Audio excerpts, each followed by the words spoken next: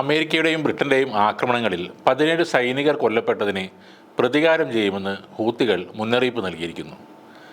കൊല്ലപ്പെട്ടവരുടെ മൃതദേഹം വഹിച്ച് സനായിൽ നടന്ന വിലാപയാത്രയിലും മയ്യത്ത് നമസ്കാരത്തിലും ആയിരങ്ങളാണ് പങ്കെടുത്തത്. ഞങ്ങൾ പാലസ്തീനികൾക്ക് വേണ്ടി പോരാടുന്നത് ചില വിശ്വാസങ്ങളിലും തത്വങ്ങളിലും ഊന്നിക്കൊണ്ടാണെന്നും ആ ധാർമ്മിക പോരാട്ടത്തിൽ നിന്നും പിന്തിരിപ്പിക്കാൻ ആർക്കും തന്നെ കഴിയില്ലെന്നുമാണ് ഹൂത്തികളുടെ വക്താവ് പറഞ്ഞത്. അമേരിക്കയും ബ്രിട്ടനും ഇപ്പോൾ ചെങ്കടലിൽ വന്നിരിക്കുന്നതിൻ്റെ പിന്നിലുള്ള ലക്ഷ്യം എന്താണെന്ന് ഞങ്ങൾക്ക് വ്യക്തമായി അറിയാമെന്നും അദ്ദേഹം പറയുന്നു. പഴയകാലത്ത് നടത്തിയതുപോലുള്ള കോളനി വാഴ്ചയും കൊള്ളയുമാണ് ബ്രിട്ടനും അമേരിക്കയും മനസ്സിൽ കാണുന്നതെന്നും എന്നാൽ അതെങ്ങനെ കൈകാര്യം ചെയ്യണമെന്ന് ഞങ്ങൾക്ക് നന്നായി അറിയാമെന്നും ഹൂത്തികളുടെ വക്താവ് പറയുന്നു. ചെങ്കടലിൽ ഇസ്രയേലുമായി ബന്ധമുള്ള കപ്പലുകൾക്ക് നേരെയുള്ള തങ്ങളുടെ ആക്രമണം അവസാനിപ്പിക്കാനുള്ള ശ്രമത്തിൽ ജനുവരി പകുതി മുതൽ യമനിലെ ഹൂതി കേന്ദ്രങ്ങളിൽ അമേരിക്കയും ബ്രിട്ടനും ചേർന്ന് ആക്രമണങ്ങൾ നടത്തുന്നുണ്ട്. എന്നാൽ ഇസ്രയേൽ അനുകൂലിയുടെ കപ്പലുകൾ ആക്രമിക്കുന്നതിൽ ഞങ്ങൾക്ക് വ്യക്തമായ കാരണങ്ങളുണ്ട്. ഗാസയിൽ ഇപ്പോൾ നടക്കുന്ന കൂട്ടക്കുരുതി അവസാനിപ്പിക്കണം.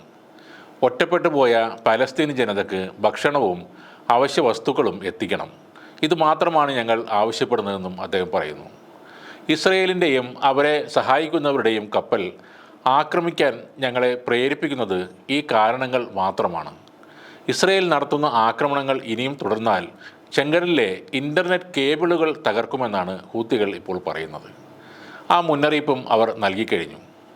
അങ്ങനെ സംഭവിച്ചാൽ ആഗോള തലത്തിൽ തന്നെ ഇൻ്റർനെറ്റ് ബന്ധം തടസ്സപ്പെടാൻ അത് കാരണമാകും.